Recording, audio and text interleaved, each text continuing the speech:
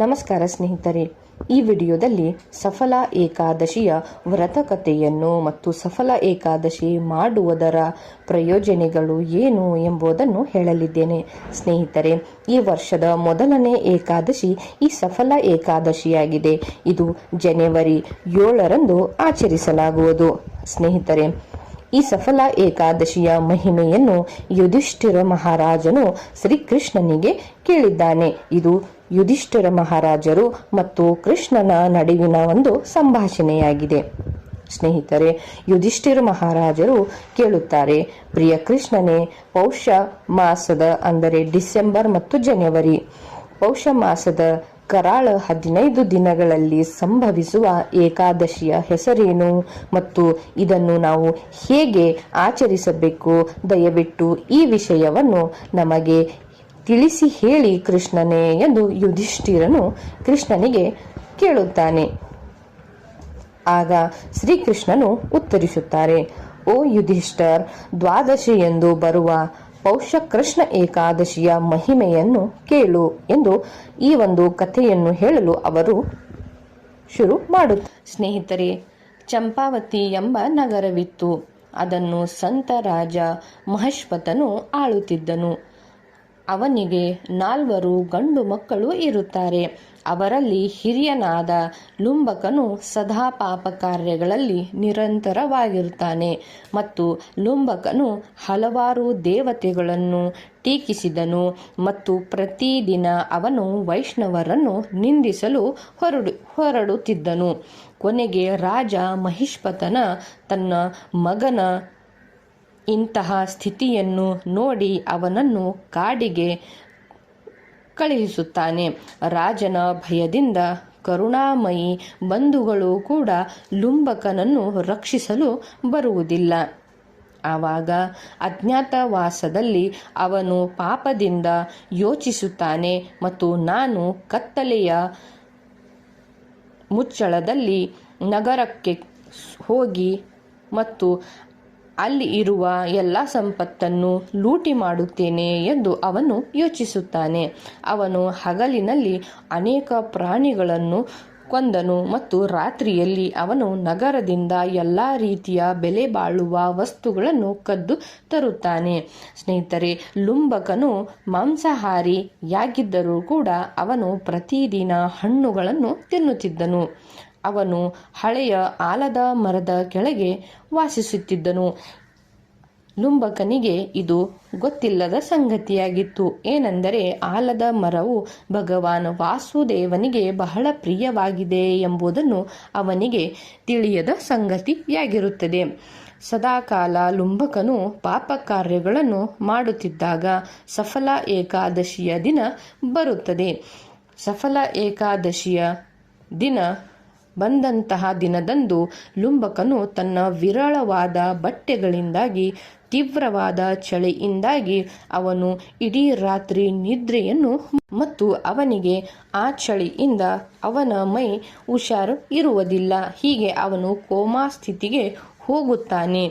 ನಂತರ ಸಫಲ ಏಕಾದಶಿಯ ಮಧ್ಯಾಹ್ನ ಬಂದಾಗ ಅವನು ಆ ಆಲದ ಮರದ ಕೆಳಗೆ ತನ್ನ ಸ್ಥಳದಿಂದ ಮೇಲೆದ್ದನು. ಅವನು ಎಷ್ಟು ದುರ್ಬಲನಾಗಿದ್ದನು ಎಂದರೆ ಅವನು ಹೋಗಿ ಒಂದು ಪ್ರಾಣಿಯನ್ನು ಸಹ ಕೊಲ್ಲಲು ಅವನಿಗೆ ಸಾಧ್ಯವಾಗುವುದಿಲ್ಲ.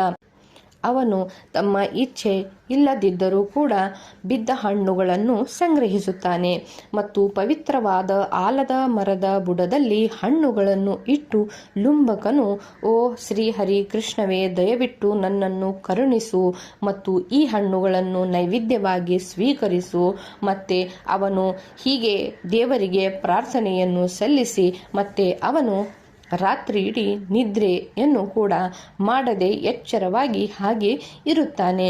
ಆದರೆ ಅಷ್ಟರಲ್ಲಿ ಕರುಣಾಮಯಿ ಪರಮ ಪುರುಷನಾದ ಭಗವಾನ್ ವಾಸುದೇವನು ಲುಂಬಕನ ವಿನಮ್ರ ಮನದ ಹಣ್ಣುಗಳಿಂದ ಸಂತೋಷದಿಂದ ಸ್ವೀಕರಿಸುತ್ತಾರೆ ಮತ್ತು ಲುಂಬಕನನ್ನು ಅಯಾಚಿತವಾಗಿ ಪೂರ್ಣ ಏಕಾದಶಿಯ ಉಪವಾಸವನ್ನು ಆಚರಿಸಿದರ ಫಲವನ್ನು ಅವನಿಗೆ ನೀಡುತ್ತಾರೆ.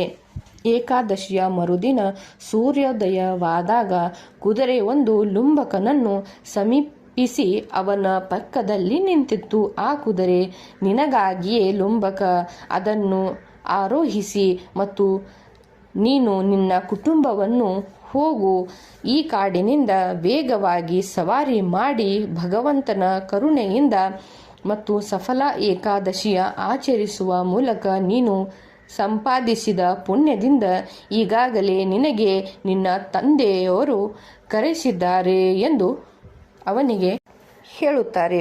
ಹೀಗೆ ಸಫಲ ಏಕಾದಶಿಯಂದು ಉಪವಾಸ ಮಾಡಿ ಗಳಿಸಿದ ಪುಣ್ಯದಿಂದ ಅವನು ಮತ್ತೊಮ್ಮೆ ಸುಂದರ ರಾಜಕುಮಾರನಾದನು ಮತ್ತು ಪರಮ ಪುರುಷನ ಪಾದಕಮಲಗಳನ್ನು ತನ್ನ ಮನಸ್ಸನ್ನು ಹೀರಿಸಿಕೊಳ್ಳಲು ಸಾಧ್ಯವಾಯಿತು. ಹೀಗೆ ಲುಂಬಕನು ತನ್ನ ತಂದೆ ರಾಜ ಮಹಿಷ್ಪತನಿಗೆ ತನ್ನ ನಮ್ರ ನಮನಗಳನ್ನು ಸಲ್ಲಿಸಿ ಮತ್ತು ಮತ್ತೊಮ್ಮೆ ತನ್ನ ರಾಜ್ಯತ್ವದ ಜವಾಬ್ದಾರಿಯನ್ನು ಒಪ್ಪಿಕೊಳ್ಳುತ್ತಾನೆ. ತನ್ನ ಮಗನನ್ನು ವೈಷ್ಣವ ಆಭರಣಗಳಲ್ಲಿ ಮತ್ತು ತಿಲಕದಿಂದ ಅಲಂಕರಿಸಿದ್ದನ್ನು ನೋಡಿ ರಾಜ ಮಹಿಷ್ಪತನಿಗೆ ತುಂಬ ಆನಂದವಾಗುತ್ತದೆ. ಹೀಗೆ ಶ್ರೀಕೃಷ್ಣನು ಯುಧಿಷ್ಠಿರನಿಗೆ ಲುಂಬಕನು ಹೇಗೆ ಈ ಏಕಾದಶಿಯನ್ನು ಮಾಡಿದನು ಎಂದು ಈ ಏಕಾದಶಿಯ ಮಹಿಮೆಯನ್ನು ಹೇಳುತ್ತಾರೆ. ಈ ಪವಿತ್ರ ದಿನದಂದು ಒಬ್ಬರು ಭಗವಾನ್ ನಾರಾಯಣನನ್ನು ಪೂಜಿಸಬೇಕು, ಏಕೆಂದರೆ ಅವನು ಅದರ ಆಳುವ ದೇವರು ಆಗಿರುತ್ತಾರೆ. ಸಫಲ ಏಕಾದಶಿಯ ದಿನದಂದು ನನ್ನನ್ನು ಎಂದರೆ ನಾರಾಯಣನನ್ನು ಭಕ್ತನು ತಾಜಾ ಹಣ್ಣುಗಳನ್ನು ಅರ್ಪಿಸಿ ಮತ್ತು ಪೂಜಿಸಬೇಕು ಮತ್ತು ನನ್ನನ್ನು ಸರ್ವ ಮಂಗಳಕರ ಪರಮ ಪುರುಷನೆಂದು ಧ್ಯಾನಿಸಬೇಕು ಎಂದು ಶ್ರೀಕೃಷ್ಣನು ಹೇಳುತ್ತಾರೆ. ಅದಾದ ನಂತರ ನೋಡಿ, ಅವನು ನನಗೆ ಧೂಪ ಮತ್ತು ಪ್ರಕಾಶಮಾನವಾದ ತುಪ್ಪದ ದೀಪವನ್ನು ಅರ್ಪಿಸಬೇಕು, ಏಕೆಂದರೆ ಸಫಲ ಏಕಾದಶಿಯಂದು ಅಂತಹ ದೀಪವನ್ನು ಅರ್ಪಿಸುವುದು ವಿಶೇಷವಾಗಿ ಅದ್ಭುತವಾಗಿದೆ ಹಾಗೂ ಭಕ್ತರು ರಾತ್ರಿವಿಡೀ ಎಚ್ಚರವಾಗಿರಲು ಕೂಡ ಪ್ರಯತ್ನಿಸಬೇಕು ಎಂದು ಶ್ರೀಕೃಷ್ಣನು ಯುಧಿಷ್ಠಿರನಿಗೆ ಹೇಳುತ್ತಾರೆ. ಈ ವೈಭವಯುತವಾದ ಸಫಲ ಏಕಾದಶಿಯನ್ನು ಸರಿಯಾಗಿ ಆಚರಿಸುವ ಯಾರಾದರೂ ತಿಳಿಯದೆ ಸಹ ಮರಣದ ಸಮಯದಲ್ಲಿ ಸಂಪೂರ್ಣವಾಗಿ ಮುಕ್ತಿಯನ್ನು ಹೊಂದುತ್ತಾರೆ ಮತ್ತು ವೈಕುಂಠದ ಆಧ್ಯಾತ್ಮಿಕ ನಿವಾಸಕ್ಕೆ ಮರಳುತ್ತಾರೆ. ಇದಲ್ಲದೆ ಸಫಲ ಏಕಾದಶಿಯ ಮಹಿಮೆಯನ್ನು ಸರಳವಾಗಿ ಹೇಳುವುದನ್ನು ರಾಜಸೂಯ ಯಜ್ಞವನ್ನು ಮಾಡುವುದಕ್ಕಿಂತ ಹೆಚ್ಚಿನ ಪುಣ್ಯಫಲವನ್ನು ಸಿಗುತ್ತದೆ ಮತ್ತು ಅವನು ತನ್ನ ಮುಂದಿನ ಜನ್ಮದಲ್ಲಿ ಸ್ವರ್ಗಕ್ಕೆ ಹೋಗುತ್ತಾನೆ ಎಂದು ಸಫಲ ಏಕಾದಶಿಯ ಮಹಿಮೆಯನ್ನು ಶ್ರೀಕೃಷ್ಣನು ಯುಧಿಷ್ಠಿರ ಮಹಾರಾಜರಿಗೆ ಹೇಳುತ್ತಾರೆ. ಸ್ನೇಹಿತರೆ, ಇಂಥದ್ದೇ ಅನೇಕ ಮಾಹಿತಿಗಳಿಗಾಗಿ ಚಾನೆಲ್ನ ಸಬ್ಸ್ಕ್ರೈಬ್ ಮಾಡಿಕೊಳ್ಳಿ. ಧನ್ಯವಾದ.